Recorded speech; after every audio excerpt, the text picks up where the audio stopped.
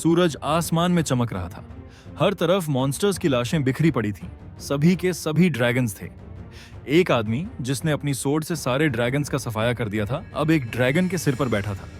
System message आया, ancient dragons nest clear हो गया है। लेकिन शिन सांग यून खुश नहीं था, क्योंकि वो लगभग 60 साल का हो चुका था। इस साल उसकी उम्र 55 हुई थी। उसने जमीन पर जंप किया। उसे सोर्ड्समैन बने हुए 30 साल हो गए थे, लेकिन उसकी सबसे बड़ी उपलब्धि बस इतनी थी कि वो देश के टॉप 100 सोर्ड्समैन में आता था। उसने अपना रिवॉर्ड देखा। डंजन क्लियर करने का रिवॉर्ड एक स्किल बुक थी। वो आर्टिफैक्ट को अब्सॉर्ब करने वाला था कि तभी उसके पीछे एक नीली रोशनी चमकी। एक कॉन्स्टलेशन प्रकट हुआ, ब्लूमर मॉडल स्टूडेंट। ये कॉन्स्टलेशन शायद इंडिया से था, क्योंकि वो संस्कृत में बात कर रहा था। उसने शिन को आशीर्वाद दिया। शिन उसका शुक्रगुजार था, क्योंकि जब वो बस एक थर्ड रेट सोर्ड्समैन था, तभी उस कॉन्स्टलेशन ने उसे कॉन्ट्रैक्ट किया था। लेकिन कॉन्स्टलेशन की ब्लेसिंग में एक बड़ी दिक्कत थी। पहली ब्लेसिंग तभी एक्टिव होती जब शिन लेवल 850 तक पहुंचता, तब उसके आर्टिफैक्ट्स और टाइटल्स के स्टैट्स डबल हो जाते। दूसरी ब्लेसिंग लेवल 900 पर एक्टिव होती थी और उसके स्टैट्स ट्रिपल हो जाते। लेकिन इतनी मेहनत के बावजूद उसका करंट लेवल सिर्फ 650 था। ये इनसेन कंडीशन थी। फिर भी कॉन्स्टलेशन ने उससे स्किल बुक खाने को कहा। शिन को याद आया जब उसने पहली बार अपनी स्किल अवेकन की थी, आर्टिफैक्ट डिवॉर। इस स्किल को समझने के लिए उसने आर्टिफैक्ट्स को बॉयल करके खाने की कोशिश की थी। फेल हो गया। फिर फ्राई करके खाया, फिर भी कुछ नहीं हुआ। लेकिन जब उसने सही तरीका खोजा, तब तक 30 साल बीत चुके थे। सही तरीका था माना सिंक्रोनाइजेशन। लेकिन ये स्किल सिर्फ उन्हीं आर्टिफैक्ट्स पर काम करती थी जो उससे कंपैटिबल होते थे। शिन ने जो स्किल बुक डंजन क्लियर करने पर पाई थी, उस पर अपनी स्किल यूज की, लेकिन वो भी उसके लिए सूटेबल नहीं थी। गुस्से में उसने स्किल बुक फेंक दी। उसका कॉन्स्टलेशन हैरान रह गया। उसने कहा कि इस स्किल के बारे में बहुत ही लिमिटेड इंफॉर्मेशन अवेलेबल है और मदद न कर पाने के लिए माफी मांगी। उसने कहा, तुम्हें एक बार फिर से कॉम्प्रोमाइज करना होगा और माना सिंक्रोनाइजेशन दोबारा शुरू करना होगा। ये सुनते ही शिन की आंखों में आंसू आ गए।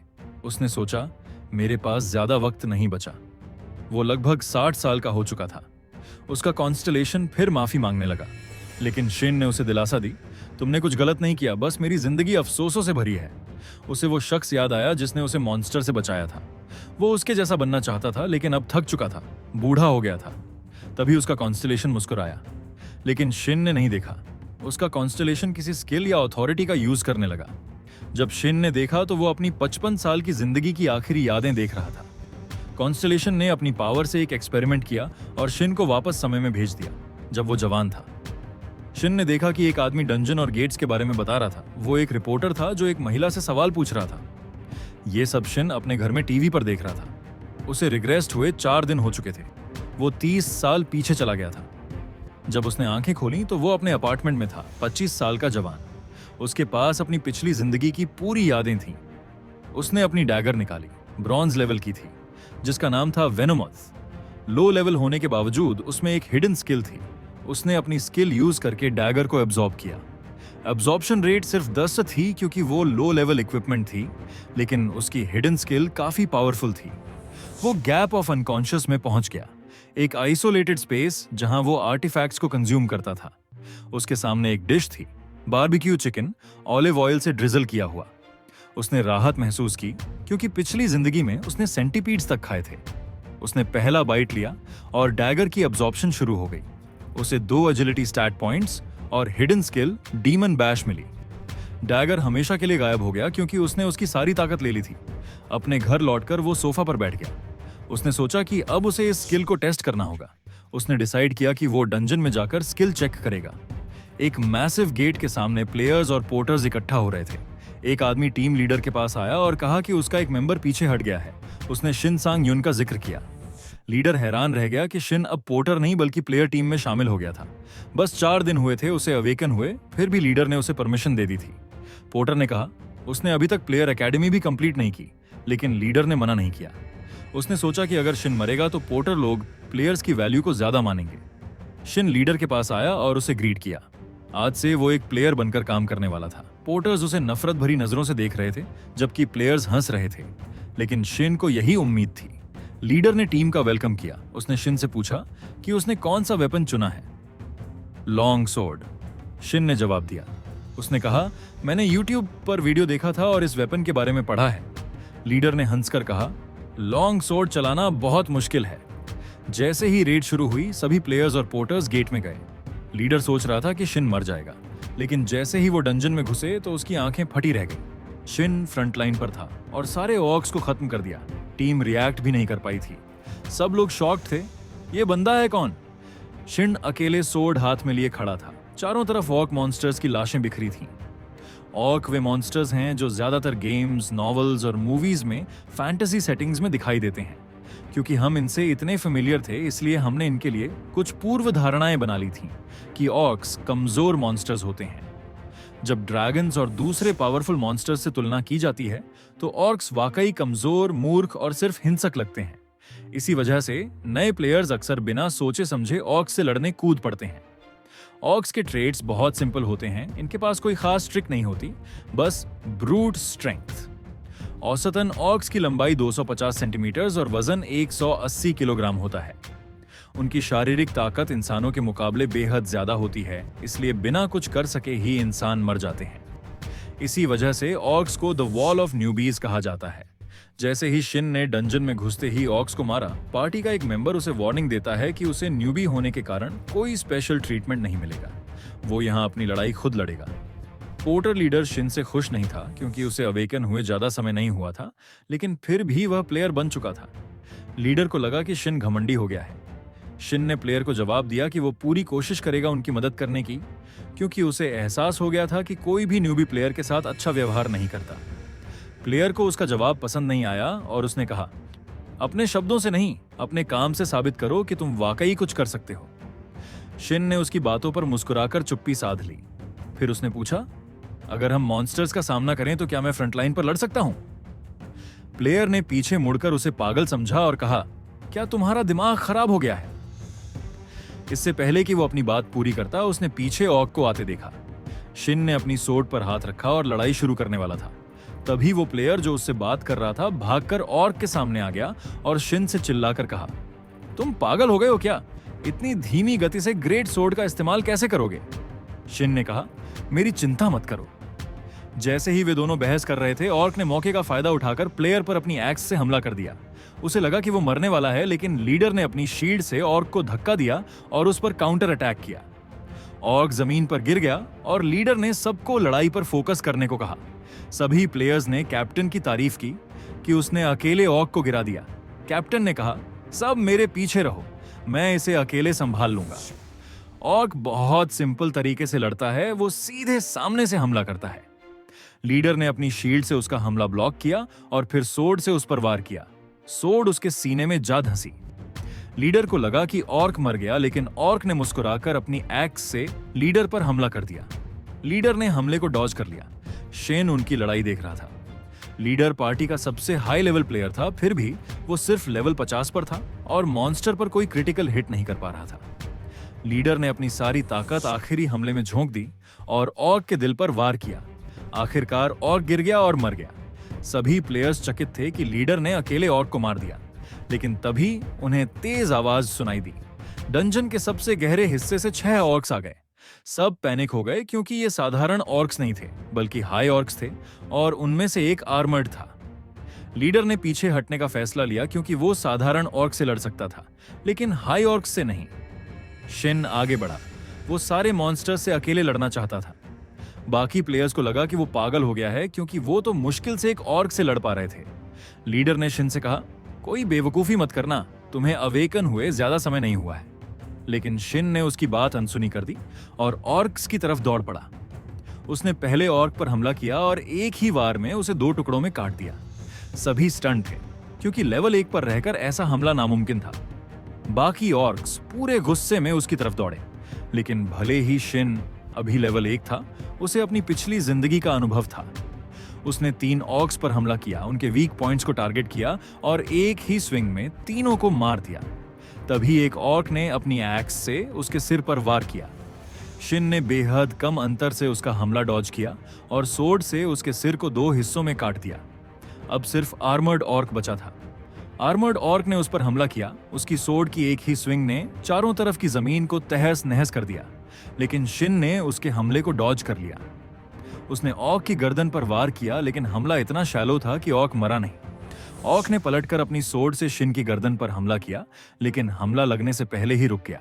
ऑक समझ नहीं पाया कि उसे क्या हुआ। शिन ने डीमन बैश स्किल को एक्टिवेट कर दिया था। इस स्किल के चलते हमला करने वाला मॉन्स्टर 2 सेकंड तक हिल नहीं सकता था। इसी मौके का फायदा उठाकर शिन ने अपनी सोर्ड घुमाई और ऑर्क का सिर काट दिया। ऑर्क का सिर उसकी टीम के सामने आ गिरा। सब शॉक्ड थे। शिन ने सारे मॉन्स्टर्स को अकेले मार दिया था और उनके कॉर्प्सेस के बीच खड़ा था। सबको याद आया कि उसे अवेकन हुए सिर्फ 3 दिन ही हुए थे। उन्होंने उसकी स्किल देख ली, अल्ट्रा शॉर्ट हिंड्रेंस। यहां तक कि मशहूर प्लेयर्स की स्किल भी सिर्फ एचमार सेकंड की थी, लेकिन शिन की स्किल उससे भी तेज थी। लीडर को यकीन नहीं हुआ कि शिन की स्किल ने आर्मर्ड ऑक पर भी काम किया। शिन का लेवल बढ़ गया और उसे एफ रैंक का टाइटल फियरलेस इमेच्योर पपी मिला, जिससे उसकी इवेजन स्टेट 10% बढ़ गई। लेवल अप होने पर उसे एक फ्री स्टैट पॉइंट मिला। अपनी पिछली जिंदगी से उसने ये सीखा था कि लक स्टैट का आर्टिफैक्ट्स की ड्रॉप रेट और स्किल की हिट रेट से सीधा संबंध होता है, इसलिए उसने वो स्टैट बढ़ाई। लीडर उसके पास आया और पूछा, क्या तुम सच में शिन सांग युन हो? उसने कहा, तुमने हिंड्रेंस स्किल कैसे पाई? क्योंकि शिन अपनी रिग्रेशन के बारे में नहीं बता सकता था। उसने कहा, ये मेरी अवेकनिंग स्किल है। लीडर चौंक कर चिल्लाया, तुम्हारी अवेकनिंग में इतनी ओपी स्किल कैसे आ गई? उसे शक हुआ कि शायद शिन को कोई डायमंड रैंक आर्टिफैक्ट मिला हो, लेकिन जब उसने उसकी सोर्ड देखी तो वो एक साधारण ग्रेट सोर्ड थी। लीडर को यकीन हो गया कि ये स्किल आर्टिफैक्ट की नहीं बल्कि शिन की खुद की स्किल थी। तभी एक प्लेयर ने चिल्लाकर बताया कि मिडिल बॉस मिल गया है। पार्टी आगे बढ़ी। शिन ने लीडर से कहा, अगर मैंने मिडिल बॉस को अकेले मारा तो उसकी आर्टिफैक्ट पर मेरा हक होगा। क्रिम्सन स्टोन एक ऐसा आर्टिफैक्ट था जिसे सिर्फ डीमन ऑर्क्स को हराने पर ही पाया जा सकता था, लेकिन सैकड़ों डीमन ऑर्क्स को हराने के बाद भी इसे पाना लगभग असंभव था, क्योंकि इसकी ड्रॉप रेट बेहद कम थी। शिन की पिछली जिंदगी में जब उनकी टीम डीमन ऑर्क को हराने में असफल रही थी, तब उसने एक दूसरी टीम को यह आर्टिफैक्ट हासिल करते हुए देखा था। वह टीम अपने कैप्टन की तारीफ कर रही थी कि उन्होंने क्रिम्सन स्टोन हासिल कर लिया था। यह वही आर्टिफैक्ट था जिसकी डिले स्किल के बारे में शिन ने अपनी पिछली जिंदगी में सुना था। वही स्किल जिसकी उसे अब जरूरत थी ताकि वह भविष्य की लड़ाइयों में मजबूत हो सके। शिन ने टीम से कहा कि अगर वह मिडिल बॉस को अकेले हरा देता है तो आर्टिफैक्ट पर उसका हक होगा। लीडर पहले तो चुप रहा, क्योंकि उसे लगा कि शिन एक न्यूबी प्लेयर की तरह घमंड कर रहा है, लेकिन फिर उसने कहा, अगर हम हार गए तो तुम उसे अकेले हरा सकते हो। शिन को यकीन नहीं हुआ कि लीडर इतनी आसानी से मान गया। इसका मतलब था कि वो इस लड़ाई से पीछे हटने को तैयार था। टीम बॉस मॉन्स्टर के दरवाजे की तरफ बढ़ी। लीडर ने दरवाजे को छुआ और उसे खोलते ही ठंडी हवा अंदर आई। जैसे ही दरवाजा थोड़ा खुला, उन्होंने सामने मॉन्स्टर को खड़ा देखा। जैसे ही वे अंदर दाखिल हुए, सभी टॉर्चेस जल उठीं और सामने खड़ा था middle boss, blood thirsty demon orc. Leader ने खिलाड़ियों को चारों तरफ से घेर कर हमला करने का आदेश दिया। उसे लगा कि शिन को लड़ाई में मौका नहीं मिलेगा, क्योंकि वो खुद इस मॉन्स्टर को हरा देगा। टीम ने हमला किया, लेकिन मॉन्स्टर बहुत मजबूत था। कुछ ही देर में लीडर जमीन पर गिर गया। उसके सिर से खून बह रहा था। उसने उठने की कोशिश की, लेकिन डीमन ऑर्क फिर से उस पर हमला करने वाला था। एक खिलाड़ी ने उसे सहारा देकर उठाया। लीडर ने महसूस किया कि इस डीमन ऑर्क और पहले वाले हाई ऑर्क में जमीन आसमान का अंतर था। यह ज्यादा खतरनाक था। उसने सभी को पीछे हटने का आदेश दिया। शिन को अपनी बारी का इंतजार था। लीडर उसके पास आया और कहा, तुम इसे अकेले मारने की कोशिश कर सकते हो, लेकिन अगर मारे गए तो मुझे दोष मत देना। शिन ने मुस्कुराकर कहा, चिंता मत करो, मैं आज नहीं मरने वाला। डीमन ऑर्क ने शिन पर हमला किया, लेकिन शिन ने अपनी ग्रेट सोर्ड से उसका वार आसानी से डिफ्लेक्ट कर दिया। लीडर दूर से यह सब देख रहा था। उसे यकीन नहीं हुआ कि शिन ने इतने ताकतवर मॉन्स्टर का हमला रोक लिया। शिन की नजर डीमन ऑर्क की छाती पर चमकते क्रिम्सन स्टोन पर थी। उसे इसी आर्टिफैक्ट की तलाश थी, क्योंकि उसे डीमन बैश स्किल और डिले स्किल को मिलाकर इन्फिनिट स्टन कॉम्बो बनाना था। इससे वो दुश्मन को लगातार स्टन कर सकता था। डीमन ऑर्क ने फिर से उस पर हमला किया, लेकिन शिन ने उसकी कमजोर जगह पर वार किया, जिससे उसका एक्स छूट गया। शिन ने डीमन बैश स्किल को एक्टिवेट किया। डीमन ऑर्क स्टन हो गया और 2 सेकंड तक हिल भी नहीं सका। लीडर ने यह देखकर हैरानी जताई कि शिन की स्किल एक बॉस मॉन्स्टर पर भी काम कर रही थी, लेकिन तभी मॉन्स्टर ने शिन पर अपने पैर से हमला कर दिया। शिन ने अपनी सोर्ड से वार को रोकने की कोशिश की, लेकिन फिर भी वह पीछे धकेल दिया गया। डीमन ऑर्क में सेल्फ रिजनरेशन एबिलिटी थी। शिन के वार से जो घाव हुए थे वे पल भर में ठीक हो गए। डीमन बैश की कूलडाउन की वजह से उसे अगला स्टन करने के लिए 15 सेकंड इंतजार करना पड़ा। डीमन ऑर्क ने पूरी ताकत से उस पर हमला किया। शिन को एहसास हुआ कि अगर वो उसे स्टन नहीं कर सकता तो उसे मारना ही होगा। उसने मॉन्स्टर के वार को डिफ्लेक्ट किया और पूरे फोकस के साथ उसकी छाती को भेद दिया। डीमन ऑर्क जमीन पर गिर पड़ा, मरा हुआ। शिन ने अकेले ही डीमन ऑर्क को हरा दिया और 2 लेवल ऊपर चला गया। उसे एक नया E rank title demon Hunter मिला। टीम उसके पास आई, सब उसकी ताकत देखकर दंग रह गए थे। शिन ने उन्हें देखकर थकी हुई मुस्कान दी ताकि लगे कि ये लड़ाई उसके लिए मुश्किल थी। खिलाड़ियों ने कैप्टन को धन्यवाद दिया मानो उसी ने जीत दिलाई हो। कैप्टन को समझ नहीं आया कि सब उसे क्यों धन्यवाद दे रहे हैं। तभी शिन ने उसे आंखों से इशारा किया, तुम इतने मूर्ख नहीं हो कि अपनी इज्जत गंवा दो। कैप्टन ने अपनी हार स्वीकार कर ली और कहा, फाइनल बॉस फाइट के लिए तैयार हो जाओ। सभी खिलाड़ी सीढ़ियों की तरफ बढ़ गए, लेकिन शिन पीछे रह गया। उसने क्रिम्सन स्टोन को उठाया और बिना किसी हेजिटेशन के उसे खाने लगा।